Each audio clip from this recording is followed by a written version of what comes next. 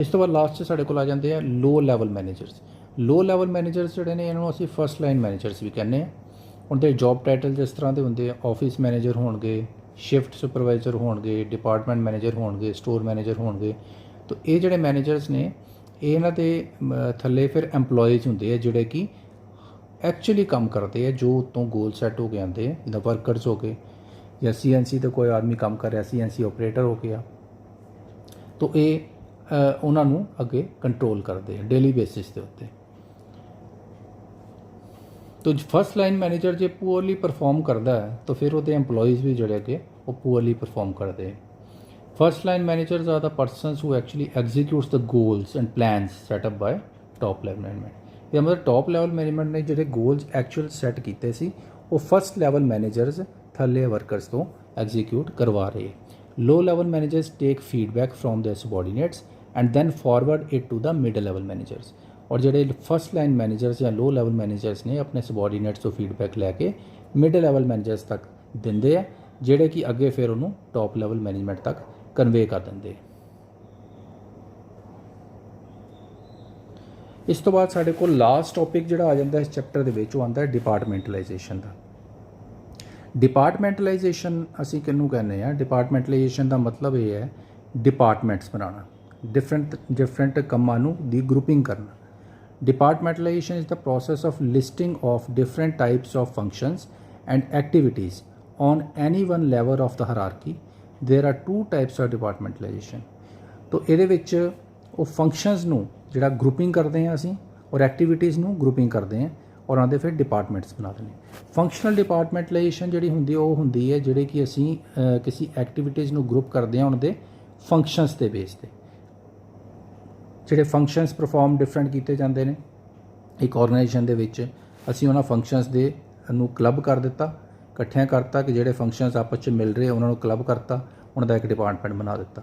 ਜਿਸ ਤਰ੍ਹਾਂ ਕਿ ਅਸੀਂ ਕਹਿੰਦੇ ਹਾਂ ਕਿ ਮਸ਼ੀਨ ਸ਼ਾਪ ਹੈ, ਤਾਂ ਮਸ਼ੀਨ ਸ਼ਾਪ ਦੇ ਵਿੱਚ ਮਸ਼ੀਨਿੰਗ ਹੋ ਰਹੀ ਹੈ, ਤਾਂ ਉਹ ਅਸੀਂ ਫੰਕਸ਼ਨ ਸੀਗਾ ਮਸ਼ੀਨਿੰਗ ਦਾ, ਤਾਂ ਉਹ ਫੰਕਸ਼ਨਸ ਦੇ ਹਿਸਾਬ ਨਾਲ ਅਸੀਂ ਉਹਨੂੰ ਇੱਕ ਮਸ਼ੀਨਿੰਗ ਸ਼ਾਪ ਜਾਂ ਮਸ਼ੀਨਿੰਗ ਡਿਪਾਰਟਮੈਂਟ ਦਾ ਨਾਮ ਦੇ ਦਿੱਤਾ, ਤਾਂ ਉਹ ਹੋ ਗਈ ਫੰਕਸ਼ਨਲ ਡਿਪਾਰਟਮੈਂਟਲਾਈਜੇਸ਼ਨ।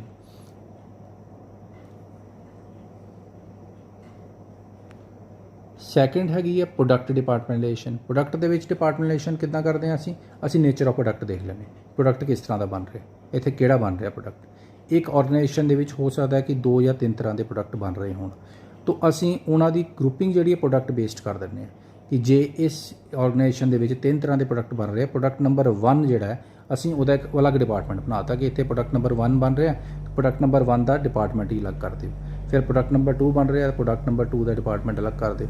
ਇਸੇ ਤਰ੍ਹਾਂ ਹੀ ਅਸੀਂ ਪ੍ਰੋਡਕਟ ਦੇ ਹਿਸਾਬ ਨਾਲ ਉਹਨਾਂ ਦੀ ਕੈਟਾਗਰੀ ਬਣਾ ਦਿੰਦੇ। It refers to the grouping of jobs and activity that are associated with a specific product ਦੇ ਹਿਸਾਬ ਨਾਲ ਅਸੀਂ ਉਹਦੀ ਗਰੁੱਪਿੰਗ ਕਰ ਲੈਂਦੇ ਹਾਂ। ਜਿੱਦਾਂ ਜਿੱਦਾਂ ਆਰਗੇਨਾਈਜੇਸ਼ਨ ਦਾ ਸਾਈਜ਼ ਜਿਹੜਾ ਉਹ ਇਨਕਰੀਜ਼ ਹੁੰਦਾ ਹੈ, ਡਾਇਵਰਸਿਟੀ ਵੱਧਦੀ ਹੈ, ਤਾਂ ਫੰਕਸ਼ਨਲ ਡਿਪਾਰਟਮੈਂਟਲਾਈਜੇਸ਼ਨ ਜਿਹੜੇ ਉੱਥੇ ਇਫੈਕਟਿਵ ਨਹੀਂ ਰਹਿ ਜਾਂਦੇ, ਕਿਉਂਕਿ ਵੱਡੀਆਂ ਜਿਹੜੀਆਂ ਆਰਗੇਨਾਈਜੇਸ਼ਨਸ ਨੇ ਉੱਥੇ ਫੰਕਸ਼ਨਲੀ ਅਸੀਂ ਕੰਮ ਨਹੀਂ ਕਰ ਸਕਦੇ, ਅਸੀਂ ਫਿਰ ਪ੍ਰੋਡਕਟ ਵਾਈਜ਼ ਕੰਮ ਕਰ ਦਿੰਦੇ। ਭਾਵੇਂ ਹੋ ਸਕਦਾ ਕਿ ਪ੍ਰੋਡਕਟ ਨੰਬਰ 1 ਦੇ ਵਿੱਚ ਜਿਹੜੀ ਮਸ਼ੀਨਰੀਜ਼ ਅਸੀਂ ਯੂਜ਼ ਕਰ ਰਹੇ ਹਾਂ ਉਹ ਕਾਫੀ ਹੱਦ ਤੱਕ ਪ੍ਰੋਡਕਟ ਨੰਬਰ 2 ਨੂੰ ਬਣਾਉਣ ਦੇ ਵਿੱਚ ਵੀ ਯੂਟੀਲਾਈਜ਼ ਹੋ ਰਹੀਆਂ ਹੋਣ, ਬਟ ਅਸੀਂ ਉੱਥੇ ਫੰਕਸ਼ਨਲੀ ਉਹਨਾਂ ਨੂੰ ਕਲੱਬ ਨਹੀਂ ਕਰਦੇ, ਅਸੀਂ ਉਹਨਾਂ ਨੂੰ ਪ੍ਰੋਡਕਟ ਵਾਈਜ਼ ਕਲੱਬ ਕਰ ਦਿੰਦੇ ਹਾਂ।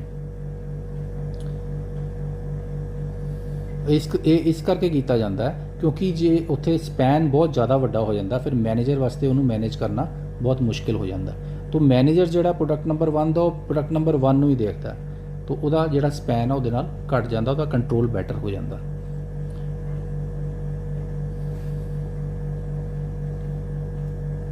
ਸਾਡੇ ਕੋਲ ਇਹਦੇ 'ਚ ਅਲੱਗ-ਅਲੱਗ ਤਰ੍ਹਾਂ ਦੇ ਡਿਪਾਰਟਮੈਂਟਸ ਹੈਗੇ ਨੇ ਜਿਹੜੇ ਕਿ ਅਸੀਂ ਦੇਖ ਸਕਦੇ ਹਾਂ। ਪਹਿਲਾ ਡਿਪਾਰਟਮੈਂਟ ਸਾਡੇ ਕੋਲ ਹੈਗਾ ਪਲੈਨਿੰਗ ਡਿਪਾਰਟਮੈਂਟ। ਪਲੈਨਿੰਗ ਜਿਸ ਤਰ੍ਹਾਂ ਅਸੀਂ ਫੰਕਸ਼ਨ ਦੇਖਿਆ ਸੀ ਮੈਨੇਜਮੈਂਟ ਦਾ, ਤਾਂ ਪਲੈਨਿੰਗ ਡਿਪਾਰਟਮੈਂਟ ਦਾ ਕੰਮ ਕੀ ਹੈ? It consist of 2 chief departments. ਇਹਦੇ 'ਚ ਫਿਰ ਫਰਦਰ 2 ਚੀਫ ਡਿਪਾਰਟਮੈਂਟ ਨੇ, ਇੱਕ ਹੈਗਾ ਮਟੀਰੀਅਲ ਪਲੈਨਿੰਗ ਦਾ, ਇੱਕ ਹੈਗਾ ਪ੍ਰੋਸੈਸ ਪਲੈਨਿੰਗ ਦਾ। ਸਭ ਤੋਂ ਪਹਿਲਾਂ ਅਸੀਂ ਮਟੀਰੀਅਲ ਪਲੈਨਿੰਗ ਦੇਖ ਲੈਂਦੇ ਹਾਂ। ਮਟੀਰੀਅਲ ਪਲੈਨਿੰਗ 'ਚ ਕੀ ਕੀਤਾ ਜਾਂਦਾ?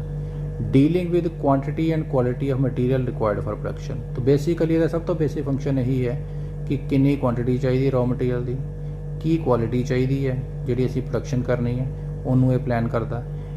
In case of non availability of material, ਜੇ ਬਾਈ ਚਾਂਸ ਮਟੀਰੀਅਲ ਸਾਨੂੰ ਨਹੀਂ ਮਿਲ ਰਿਹਾ तो ਉਹਦਾ ਅਲਟਰਨੇਟਿਵ ਸੋਰਸ ਵੀ ਸਾਨੂੰ ਪਤਾ ਹੋਣਾ ਚਾਹੀਦਾ।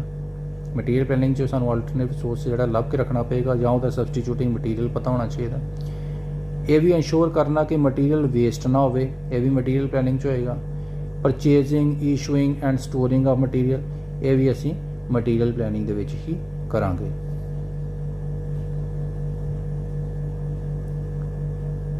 ਸੈਕਿੰਡ ਸਾਡੇ ਕੋਲ ਆ ਗਿਆ ਪ੍ਰੋਸੈਸ ਪਲੈਨਿੰਗ। ਪ੍ਰੋਸੈਸ ਪਲੈਨਿੰਗ 'ਚ ਅਸੀਂ ਕੀ ਕਰਦੇ ਹਾਂ, ਸਭ ਤੋਂ ਪਹਿਲਾਂ ਅਸੀਂ ਡਿਟਰਮਿਨ ਕਰਦੇ ਹਾਂ specifications of the product to be manufacture. ਉਹਦੀ ਸਪੈਸੀਫਿਕੇਸ਼ਨਸ ਕੀ ਹੈਗੀਆਂ, ਉਹਦੀ ਡਾਇਮੈਂਸ਼ਨਿੰਗ ਕੀ ਹੈਗੀ ਹੈ, ਤੇ ਟੋਲਰੈਂਸਿਸ ਕੀ ਹੈ, ਉਹਦੀ ਅਲਾਊਂਸਿਸ ਕੀ ਹੈਗੀਆਂ ਨੇ, ਤੇ ਸਟੈਂਡਰਡਸ ਕਿਹੜੇ ਹੈਗੇ ਨੇ। Then select the method of manufacturing, plant facilities and machinery required for production. ਤੋਂ ਅਸੀਂ ਉਹਦਾ ਕਿਹੜੇ ਮੈਥਡ ਨਾਲ ਉਹਨੂੰ ਮੈਨੂਫੈਕਚਰ ਕਰਨਾ, ਪਲਾਂਟ 'ਚ ਸਾਡੇ ਫੈਸਿਲਿਟੀਜ਼ ਕਿਹੜੀਆਂ, ਉਹਦੇ ਵਾਸਤੇ ਮਸ਼ੀਨਰੀ ਸਾਨੂੰ ਕਿਹੜੀ ਰਿਕੁਆਇਰਡ ਹੈ। ਤੋਂ ਅਸੀਂ ਇਹਦੇ 'ਚ ਪ੍ਰੋਸੈਸ ਪਲੈਨਿੰਗ ਦੇ ਵਿੱਚ ਕਰਦੇ ਹਾਂ। And make available the drawing of the product ਦੀ ਡਰਾਇੰਗਸ ਵੀ ਸਾਡੇ ਕੋਲ ਅਵੇਲੇਬਲ ਹੋਣੀਆਂ ਚਾਹੀਦੀਆਂ। And decide time and proper sequence of operation and to decide time of each operation. ਔਰ ਹਰ ਇੱਕ ਆਪਰੇਸ਼ਨ ਦਾ ਸੀਕੁਐਂਸ ਕੀ ਹੋਏ, ਉਹਦਾ ਟਾਈਮ ਕੀ ਹੋਵੇ ਆਪਰੇਸ਼ਨ ਦਾ, ਇਹ ਅਸੀਂ ਇਹਦੇ 'ਚ ਡਿਸਾਈਡ ਕਰਦੇ ਹਾਂ। ਇਸ ਤੋਂ ਬਾਅਦ ਸਾਡੇ ਕੋਲ ਆ ਜਾਂਦਾ ਹੈ ਪ੍ਰੋਡਕਸ਼ਨ ਸ਼ਾਪ।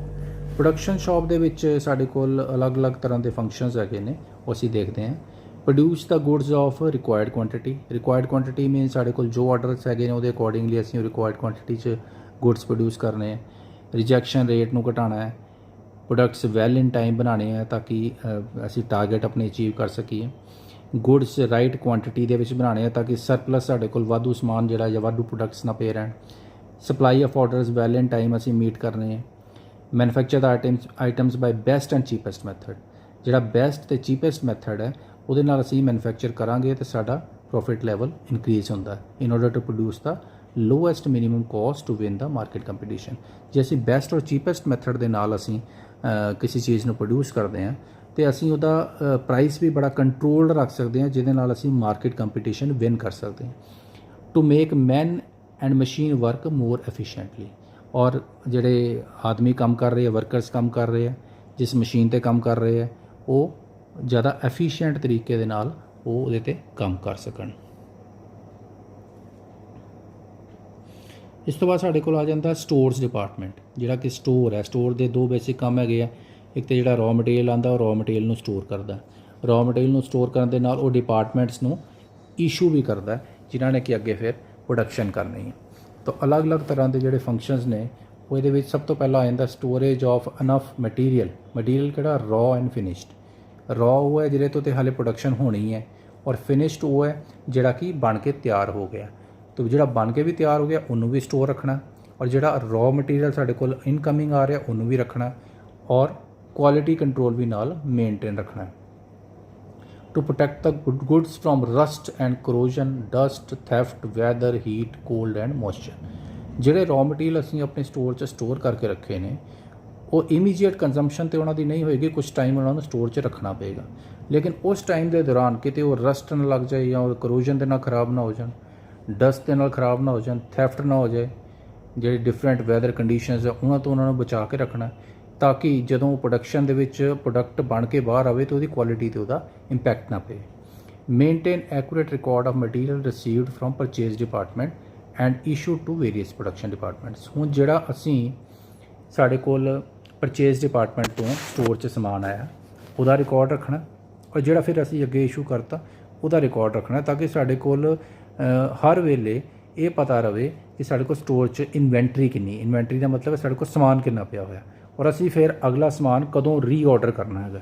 ਤਾਂ ਇਹ ਚੀਜ਼ਾਂ ਸਟੋਰ ਨੂੰ ਪਤਾ ਹੋਣੀਆਂ ਚਾਹੀਦੀਆਂ। ਐਂਡ ਟੂ ਚੈੱਕ ਦਾ ਬਿਨ ਕਾਰਡ ਬੈਲੈਂਸਿਸ। ਬਿਨ ਕਾਰਡ ਬੈਲੈਂਸਿਸ ਕਿਹੜੇ ਹੁੰਦੇ ਨੇ? ਸਟੋਰ ਦੇ ਵਿੱਚ ਛੋਟੇ-ਛੋਟੇ ਬਿਨਸ ਹੁੰਦੇ, ਟੋਕਰੀਆਂ ਜਿਹਨੂੰ ਅਸੀਂ ਕਹਿੰਦੇ ਆ, ਜਾਂ ਕੰਪਾਰਟਮੈਂਟਸ ਬਣੇ ਹੁੰਦੇ ਆ, ਜਿਹਦੇ ਵਿੱਚ ਕਿ ਉਹ ਸਮਾਨ ਨੂੰ ਕੈਟਾਗਰੀ ਵਾਈਜ਼ ਰੱਖਿਆ ਹੁੰਦਾ, ਪਾਰਟ ਨੰਬਰ ਦੇ ਹਿਸਾਬ ਨਾਲ ਰੱਖਿਆ ਹੁੰਦਾ। ਤਾਂ ਉਹਦੇ ਵਿੱਚੋਂ ਜਿੱਦਾਂ ਅਸੀਂ ਇਸ਼ੂ ਕਰੀ ਜਾ ਰਹੇ ਹਾਂ ਤੇ ਨਾਲ ਸਾਨੂੰ ਉੱਥੇ ਜਿਹੜਾ ਬੈਲੈਂਸ ਹੈ ਉਹ ਅਪਡੇਟ ਰੱਖਣਾ ਪੈਂਦਾ ਨਾਲ ਕਿ ਜੇ ਸਾਡੇ ਕੋਲ ਇਸ ਬਿਨ 'ਚ 100 ਸੀਗੇ, ਇਸ 100 ਦੇ ਵਿੱਚੋਂ ਅਸੀਂ 20 ਜਿਹੜੇ ਹੈ ਉਹ ਪਾਰਟਸ ਅੱਗੇ ਇਸ਼ੂ ਕਰ ਦਿੱਤੇ, ਸਾਡੇ ਕੋਲ 80 ਰਹਿ ਗਏ, ਔਰ ਫਿਰ 80 ਚੋਂ ਫਿਰ 20 ਦਿੱਤੇ, ਫਿਰ 60 ਰਹਿ ਗਏ। ਤਾਂ ਬੈਲੈਂਸ ਦੇ ਨਾਲ ਸਾਨੂੰ ਹਮੇਸ਼ਾ ਪਤਾ ਲੱਗਦਾ ਰਹਿੰਦਾ ਉਹਦੀ ਫਿਜ਼ੀਕਲ ਕੁਆਂਟਿਟੀ ਕੀ ਚੱਲ ਰਹੀ ਕਰੰਟ, ਔਰ ਉਹਦੇ ਨਾਲ ਕੀ ਹੈ ਸਾਡੀ ਇਨਵੈਂਟਰੀ ਦੀ ਪੋਜੀਸ਼ਨ ਸਾਨੂੰ ਪਤਾ ਲੱਗਦੀ ਰਹਿੰਦੀ ਹੈ। ਉਸ ਤੋਂ ਬਾਅਦ ਆਉਂਦਾ to arrange all the goods in a systematic way in the store. Systematic way 'ਚ ਕਿਉਂਕਿ ਸਟੋਰ ਦੇ ਵਿੱਚ ਕਾਫੀ ਸਾਰੇ ਪਾਰਟਸ ਜਿਹੜੇ ਹੈ ਪਾਰਟ ਨੰਬਰ ਦੇ ਹਿਸਾਬ ਨਾਲ ਰੱਖੇ ਹੁੰਦੇ, तो उन्होंने आइडेंटिफाई करना किहड़ी चीज़ कित्थे पई है, तो एक सिस्टमैटिक वे दे विच असीं जे उन्होंने रखिया होएगा तो स्टोर 'च बड़ी ईजीली आइडेंटिफाई होएगी, टाइम सेव होएगा। जिस तरह असीं एग्जाम्पल लैंदे हां, एक कैमिस्ट शॉप कोल शॉप ते असीं जाने कोई मैडिसिन लैण वास्ते, तो उन्होंने असीं एक पर्टिकुलर मैडिसिन का नाम जदों दसदे हां तो इमीजिएटली उन्होंने पता लग जाता है कि ये मैं किहड़े कंपार्टमेंट 'च किहड़ी कबड़ 'च रखिया होया। वो हमेशा उधर ही जाएगा सीधा और जाके मैडिसिन कढ़ के तुहानूं दे देगा। वो उन्हें एक सिस्टमैटिक वे दे विच वो चीज़ां मैडिसिनस नूं रखिया होया, जिहदे नाल कि उहदा टाइम सेव हो जाता। इस तरह ही स्टोर दे विच भी असीं गुड्स नूं एक सिस्टमैटिक वे दे विच रखांगे। और इस तो बाद साडे कोल डिपार्टमेंट आ जाता है इंस्पैक्शन डिपार्टमेंट। इंस्पैक्शन डिपार्टमेंट का काम है कि सब तो पहला तो रॉ मटीरियल जिहड़ा साडे कोल आ रहा है, जिहदे नाल प्रोडक्ट्स बनने हैं, उन्हां दी इंस्पैक्शन करनी है कि वो साडी जो रिक्वायरमेंट है, जो साडे स्टैंडर्ड्स है, उहदे अकॉर्डिंगली वो आ रहे या नहीं आ रहे। जे असीं उहदी इंस्पैक्शन नहीं करते तो साडे प्रोडक्ट्स बन जाते हैं तो वो साडी क्वालिटी नूं इंपैक्ट कर सकते प्रोडक्ट की, जिहड़ा कि फरदर कस्टमर्स ने यूज़ करना। इस करके जो इनकमिंग रॉ मटीरियल आता उसकी इंस्पैक्शन करना बहुत जरूरी है। दैन प्रोसैस इंस्पैक्शन और इंस्पैक्शन ड्यूरिंग मैन्युफैक्चर। प्रोसैस जो चल रही है उस वेले उसकी इंस्पैक्शन करनी, ਜਿਹੜੇ वर्कर्स काम कर रहे हैं वो ऑन दी जॉब ही ਉਹਦੀ इंस्पैक्शन कर सकते, ਜਾਂ फिर इंस्पैक्शन ਜਦੋਂ प्रोसैस ਦੇ ਵਿੱਚੋਂ ਇੱਕ ਪਾर्ट अगली प्रोसैस ਤੇ ਜਾਂਦਾ तो उसदे इन बिटवीन ਅਸੀਂ ਉਹਦੀ इंस्पैक्शन कर सकते। Then metallurgical and metallographic inspection. Metallurgical ਹੁੰਦਾ है कि ਉਹਦੀ मैटल की कंपोजिशन की है, ਉਹਦਾ ਜਿਹੜਾ स्ट्रक्चर है वो प्रॉपर है या नहीं है, ਉਹਦੇ ਵਿੱਚ ਜਿਹੜੇ ਕੰਪੋਨੈਂਟਸ ਅਸੀਂ ਮੰਗੇ ਹੋਏ ਸੀਗੇ ਅਲੋਏ ਦੇ ਵਿੱਚ, ਜਿਹੜੇ ਕੰਪੋਨੈਂਟਸ ਅਸੀਂ ਮੰਗੇ ਹੋਏ ਸੀ ਉਹ ਕਿਹੜੀ ਮਿਕਦਾਰ ਦੇ ਵਿੱਚ ਹੈਗੇ ਹੈ ਜਾਂ ਨਹੀਂ ਹੈ, ਅਲੋਏ ਦੀ ਕੰਪੋਜੀਸ਼ਨ ਕੀ ਹੈ, तो ਉਹਦੇ ਨਾਲ ਉਹ ਮੈਟਲ ਦੀ ਸਟਰੈਂਥ ਦੇ ਉੱਤੇ ਇਫੈਕਟ ਪੈਂਦਾ। ਇਸ ਕਰਕੇ ਇਹ ਇੰਸਪੈਕਸ਼ਨ ਕੀਤੀ ਜਾਂਦੀ ਹੈ। ਦੈਨ ਫਿਨਿਸ਼ਡ ਪਾਰਟ ਇੰਸਪੈਕਸ਼ਨ ਤੇ ਹੈ ਹੀ ਹੈ, ਜਿਹੜੀ ਕਿ ਬਿਲਕੁਲ ਐਂਡ ਸਟੇਜ ਤੇ ਜਦੋਂ ਪ੍ਰੋਡਕਟ ਬਣ ਜਾਂਦਾ ਔਰ ਉਹਦੀ ਅਸੀਂ ਇੰਸਪੈਕਸ਼ਨ ਕਰਦੇ ਹਾਂ, ਜਿਹਨੂੰ ਅਸੀਂ ਪ੍ਰੀ ਡਿਲੀਵਰੀ ਇੰਸਪੈਕਸ਼ਨ ਜਾਂ PDI ਚੈੱਕ ਵੀ ਕਿਹਾ ਜਾਂਦਾ। ਔਰ ਲਾਸਟ ਦੇ ਵਿੱਚ ਆ ਜਾਂਦਾ ਸਾਡਾ ਟੂਲਸ ਇੰਸਪੈਕਸ਼ਨ। ਟੂਲਸ ਉਹ ਚੀਜ਼ ਨੇ ਜਿਹਦੇ ਨਾਲ ਅਸੀਂ ਪ੍ਰੋਡਕਟ ਨੂੰ ਮੈਨੂਫੈਕਚਰ ਕਰ ਰਹੇ ਹਾਂ, तो ये ਜ਼ਰੂਰੀ ਹੋ ਜਾਂਦਾ ਕਿ ਅਸੀਂ ਟੂਲਸ ਦੀ ਇੰਸਪੈਕਸ਼ਨ ਕਰੀਏ। ਜੇ ਟੂਲਸ ਦੀ ਇੰਸਪੈਕਸ਼ਨ ਨਹੀਂ ਕਰਦੇ ਹੈਗੇ ਉਹ ਵੀ ਸਾਡੀ ਪ੍ਰੋਡਕਟ ਦੀ ਕੁਆਲਿਟੀ ਤੇ ਇੰਪੈਕਟ ਪਾਉਂਦੇ ਹੈਗੇ। ਇਸ ਤੋਂ ਬਾਅਦ ਸਾਡੇ ਕੋਲ ਆ ਜਾਂਦਾ ਹੈ ਸੇਲਸ ਡਿਪਾਰਟਮੈਂਟ। ਸੇਲਸ ਡਿਪਾਰਟਮੈਂਟ ਦਾ ਕੰਮ ਹੈ ਕਿ ਜਿਹੜੀ ਸਾਡੇ ਪ੍ਰੋਡਕਟ ਦੀ ਸੇਲਸ ਨੂੰ ਮੋਨੀਟਰ ਕਰਨਾ। ਇਹਦੇ ਵਿੱਚ ਫਸਟ ਫੰਕਸ਼ਨ ਆ ਜਾਂਦਾ ਐਨਾਲਾਈਜ਼ ਦਾ ਮਾਰਕੀਟ ਥੋਰਲੀ। ਜਿਹੜੀ ਮਾਰਕੀਟ 'ਚ ਅਸੀਂ ਆਪਣਾ ਪ੍ਰੋਡਕਟ ਵੇਚਣਾ ਹੈ ਉਹਨੂੰ ਥੋਰਲੀ ਸਟੱਡੀ ਕਰਨਾ ਹੈ, ਕਿਸ ਤਰ੍ਹਾਂ ਦੀ ਡਿਮਾਂਡ ਹੈ, ਸਾਡੇ ਪ੍ਰੋਡਕਟ ਦੀ ਉੱਥੇ ਪੋਜੀਸ਼ਨ ਕੀ ਹੈ, ਸਾਡੇ ਕੰਪੀਟੀਟਰਸ ਕੌਣ ਨੇ। Then assess purchasing power of different areas. ਜਿਹੜੇ ਏਰੀਆ 'ਚ ਅਸੀਂ ਆਪਣੀ ਮਾਰਕੀਟਿੰਗ ਕਰ ਰਹੇ ਹਾਂ ਉੱਥੇ ਕਸਟਮਰ ਕਿਸ ਤਰ੍ਹਾਂ ਦਾ, ਉਹਦੀ ਪਰਚੇਸਿੰਗ ਪਾਵਰ ਕਿਸ ਤਰ੍ਹਾਂ ਦੀ ਹੈਗੀ ਹੈ, ਉਹਨੂੰ ਜਿਸ ਤਰ੍ਹਾਂ ਦੀ ਉਹਦੀ ਪਰਚੇਸਿੰਗ ਪਾਵਰ ਆ ਉਹਦੇ ਲੈਵਲ ਦੇ ਉੱਤੇ ਹੀ ਅਸੀਂ ਉਹਨੂੰ ਪ੍ਰੋਡਕਟ ਜਿਹੜਾ ਪ੍ਰੋਵਾਈਡ ਕਰਾਵਾਂਗੇ ਤੇ ਉਹ ਪਰਚੇਸ ਕਰੇਗਾ। ਜੇ ਉਹਦੀ ਪਰਚੇਸਿੰਗ ਪਾਵਰ ਤੋਂ ਬਾਹਰ ਹੋਏਗਾ ਪ੍ਰੋਡਕਟ ਫਿਰ ਉਹ ਪਰਚੇਸ ਨਹੀਂ ਕਰੇਗਾ। ਤਾਂ ਇਹ ਚੀਜ਼ਾਂ ਵੀ ਸੇਲਸ ਡਿਪਾਰਟਮੈਂਟ ਨੂੰ ਐਨਾਲਾਈਜ਼ ਕਰਨੀਆਂ ਪੈਣਗੀਆਂ। Study the psychology demands and requirement of customers. तो कस्टमर्स की डिमांड्स की ने, उनकी मैंटैलिटी किस तरह की है, तो उन्हें रिक्वायरमेंट्स किस तरह दी ने, उन्होंने स्टडी करना पेगा और वो अकॉर्डिंगली अपने प्रोडक्ट्स जोड़े हैं वो बनाने पैणगे। Market requirements and sales forecasting. Market दी रिक्वायरमेंट्स की ने जिथे असीं अपने प्रोडक्ट को सेल करना, और सेल फोरकास्टिंग होंदा कि असीं हजे सेल करनी है लेकिन मार्केट चो जो डाटा सानू अवेलेबल होया उन्होंने असीं एनालाइज करके देखते हैं कि साडी किन्नी क सेल हो जानी चाहिए। To decide the sales distribution policy. Sales नूं किवें किवें डिस्ट्रीब्यूट करना है, डीलर नैटवर्क किवें बनाने हैगे है, और सेल्समैन नूं असीं किद्दां ट्रेन करना है। तो ये सारी सेल्स डिस्ट्रीब्यूशन पॉलिसी दे विच आ जांदा। Decide sale staff requirements and trainings of salesman. Salesman नूं ट्रेनिंग देनी है, कस्टमर नूं किवें जाके एक्सप्लेन करना है, कस्टमर नूं किवें असीं अपने प्रोडक्ट दे नाल जोड़ना हैगा, तो ये उन्हां नूं ट्रेनिंग देनी पैणी।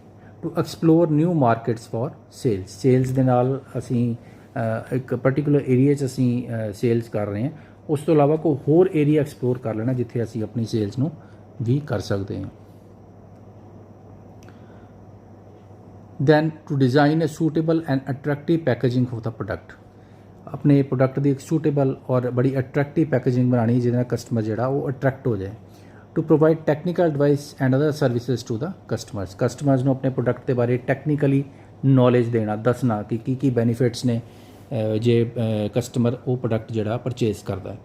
To suggest and advise the production department for improvements and development of the product. जिहड़ा प्रोडक्शन डिपार्टमेंट है उन्होंने भी असीं ਸੁਜੈਸ਼ਨਸ ਦਿੰਦੇ ਰਹਾਂਗੇ। ਸੇਲਸ ਡਿਪਾਰਟਮੈਂਟ ਸੁਜੈਸ਼ਨ ਦਿੰਦਾ ਰਹੇਗਾ ਕਿ ਆਪਣੇ ਪ੍ਰੋਡਕਟ ਨੂੰ ਇਸ ਤਰੀਕੇ ਨਾਲ ਪ੍ਰੋਡਿਊਸ ਕੀਤਾ ਜਾਵੇ, ਇਹਦੇ ਵਿੱਚ ਇਹ ਚੇਂਜਸ ਲਿਆਏ ਜਾਣ, ਕਸਟਮਰ ਇਹ ਡਿਮਾਂਡ ਕਰ ਰਿਹਾ, ਤਾਂ ਉਹਦੇ ਅਕੋਰਡਿੰਗਲੀ ਪ੍ਰੋਡਕਸ਼ਨ ਡਿਪਾਰਟਮੈਂਟ ਨੂੰ ਐਡਵਾਈਸ ਕੀਤਾ ਜਾਵੇਗਾ। To plan the advertising campaign, ਆਪਣੇ ਪ੍ਰੋਡਕਟ ਨੂੰ ਐਡਵਰਟਾਈਜ਼ ਕਿੱਦਾਂ ਕਰਨਾ। ਅਸੀਂ ਦੇਖਦੇ ਹਾਂ ਟੀਵੀ ਦੇ ਉੱਤੇ ਅਲੱਗ-ਅਲੱਗ ਪ੍ਰੋਡਕਟਸ ਦੀ ਐਡਵਰਟਾਈਜ਼ਮੈਂਟਸ ਆਉਂਦੀਆਂ, ਉਹ ਕੀ ਇਨਫੋਰਮੇਸ਼ਨ ਕੈਰੀ ਕਰਦੀਆਂ, ਕਸਟਮਰ ਦੇ ਮਾਈਂਡ 'ਤੇ ਉਹਦਾ ਕੀ ਇੰਪੈਕਟ ਪੈਂਦਾ ਹੈ। ਸੋ ਇਹ ਸਾਰਾ ਐਡਵਰਟਾਈਜ਼ਿੰਗ ਕੰਪੇਨ ਦੇ ਵਿੱਚ ਆਉਂਦਾ, ਸੇਲਸ ਡਿਪਾਰਟਮੈਂਟ ਇਹਨੂੰ ਦੇਖਦਾ ਹੈ। To explore the possibility of exports, exports ਹੁੰਦੇ ਆ ਕਿ ਅਸੀਂ ਆਪਣੀ ਕੰਟਰੀ ਤੋਂ ਬਾਹਰ ਦੂਸਰੇ ਕੰਟਰੀ ਦੇ ਵਿੱਚ ਐਕਸਪੋਰਟ ਕਰ ਸਕਦੇ ਹਾਂ ਆਪਣਾ ਪ੍ਰੋਡਕਟ, ਉੱਥੇ ਜਿਹੜੀ ਮਾਰਕੀਟ ਕਿਸ ਤਰ੍ਹਾਂ ਦੀ ਹੈ, ਕੀ ਸਾਡੇ ਪ੍ਰੋਡਕਟ ਦੀ ਉੱਥੇ ਡਿਮਾਂਡ ਹੈਗੀ ਹੈ। तो ये सारिया चीज़ां सेल्स डिपार्टमेंट ने देखनिया होंदियां। To maintain close contacts and goodwill with the sales dealers and retailers. Dealers वो ने क्योंकि कोई भी ऑर्गेनाइजेशन अपना प्रोडक्ट सीधा मार्केट च आपे नहीं बेचती, उन्होंने कोई ना कोई डीलर्स की हैल्प लैनी पैंदी है, रिटेलर्स की हैल्प लैनी पैंदी है ਜਿਹੜੇ ਉਹਦੇ ਪ੍ਰੋਡਕਟ ਨੂੰ ਅੱਗੇ ਵੇਚਦੇ ਆ। ਔਰ ਡੀਲਰਸ ਦੇ ਨਾਲ ਅਸੀਂ ਗੁੱਡਵਿਲ ਜੇ ਮੇਨਟੇਨ ਕਰਕੇ ਰੱਖਾਂਗੇ, ਆਰਗੇਨਾਈਜੇਸ਼ਨ ਗੁੱਡਵਿਲ ਮੇਨਟੇਨ ਕਰਕੇ ਰੱਖੇਗੀ ਤਾਂ ਉਹਨਾਂ ਦਾ ਜੇ ਡੀਲਰ ਸੈਟੀਸਫਾਈ ਹੋਣਗੇ ਤਾਂ ਉਹਦਾ ਪ੍ਰੋਡਕਟ ਜਿਹੜਾ ਉਹ ਵਧੀਆ ਤਰੀਕੇ ਨਾਲ ਵੇਚਣਗੇ, ਪ੍ਰਮੋਟ ਕਰਨਗੇ। And to maintain the sales record, sales ਦਾ ਰਿਕਾਰਡ ਉਹਨੂੰ ਮੇਨਟੇਨ ਕਰਨਾ ਤਾਂ ਕਿ ਆਉਣ ਵਾਲੇ ਸਾਲਾਂ ਦੇ ਵਿੱਚ ਅਸੀਂ ਪਿਛਲੇ ਸੇਲਸ ਦੇ ਰਿਕਾਰਡ ਨੂੰ ਜਿਹੜਾ ਰੈਫਰ ਕਰਕੇ ਆਪਣੀ ਅਗਲੀ ਸਟ੍ਰੈਟਜੀ ਜਿਹੜੀ ਹੈ ਉਸ ਤਰੀਕੇ ਨਾਲ ਸੇਲਸ ਦੀ ਬਣਾ ਸਕਦੇ ਹਾਂ।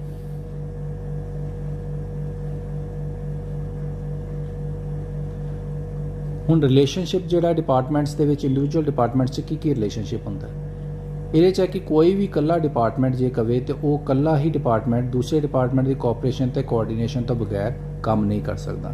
ਜੁਆਇੰਟ ਐਫਰਟਸ ਜਿਹੜੇ ਆ ਉਹ ਬਹੁਤ ਜ਼ਰੂਰੀ ਹੈ। ਸਾਰੇ ਡਿਪਾਰਟਮੈਂਟਸ ਜਿਹੜੇ ਨੇ ਉਹ ਇਕੱਠਿਆਂ ਮਿਲ ਕੇ ਕੋਆਰਡੀਨੇਸ਼ਨ ਦੇ ਨਾਲ ਕੰਮ ਕਰਦੇ ਨੇ ਤੇ ਜਿਹੜਾ ਆਰਗੇਨਾਈਜੇਸ਼ਨ ਆ ਉਹਦੇ ਗੋਲਸ ਜਿਹੜੇ ਉਹ ਅਚੀਵ ਹੁੰਦੇ।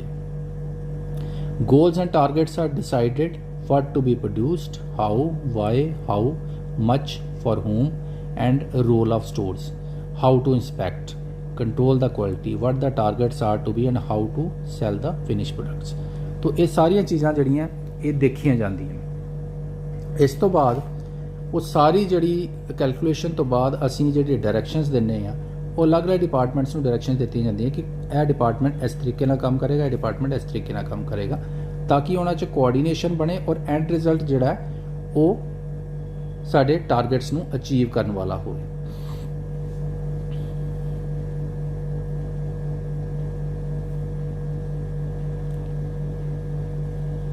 The role of department is necessary in execution of whole process of achieving the goal of an organization। तो रिलेशनशिप जिहड़ा डिफरेंट डिपार्टमेंट्स है उन्हां 'च इस तरह दा मेनटेन होना चाहिए like a well greased machine to the maximum satisfaction of all and the efficient utilization of the inputs। जिस तरह एक मशीनरी है, मशीनरी ਦੇ ਵਿੱਚ ਅਸੀਂ ਕਹਿ ਸਕਦੇ ਹਾਂ कि 90 ਪਾਰਟਸ ਲੱਗੇ ਆ, 100 ਪਾਰਟਸ ਲੱਗੇ ਆ ਜਾਂ 150 ਪਾਰਟਸ ਲੱਗਾ, तो ਉਹ ਸਾਰੇ ਪਾਰਟਸ ਆਪਣਾ ਆਪਣਾ ਰੋਲ ਪਲੇ ਕਰਦੇ ਆ ਤੇ ਉਹ ਸਾਰੀ ਮਸ਼ੀਨਰੀ ਜਿਹੜੀ ਆ ਉਹ ਕੰਮ ਕਰਦੀ ਹੈ। ਜੇ ਉਹਦੇ 'ਚੋਂ ਕੋਈ ਵੀ ਪਾਰਟ ਜਿਹੜਾ ਇੱਥੇ ਵੈਲ ਗਰੀਸ ਦਾ ਮਤਲਬ ਹੈ ਕਿ किते भी किसी पार्ट कोई फ्रिक्शन नहीं, फ्रिक्शन मीनस कोई प्रॉब्लम नहीं, तो जे वो अपना अपना रोल एफिशिएंटली प्ले करती है तो पूरी मशीनरी सही तरीके नाल काम करती है। बट जे वो सारे पार्ट्स दे विचों कोई 2 या 3 पार्ट्स जिहड़े ने उन्हां 'च किते ना किते फ्रिक्शन आंदी है, प्रॉब्लम आंदी है, वीयर टीयर आंदी है, तो उहदे नाल सारी मशीनरी इफेक्ट होंदी है। इसे तरह ही जिहड़े डिफरेंट डिपार्टमेंट्स ने वो एक वैल ग्रीस्ड मशीन की तरह काम करनगे तो ऑर्गेनाइजेशन जिहड़ी है हमेशा ही अपने गोल्स नूं अचीव करन 'च कामयाब रहेगी। Thank you very much।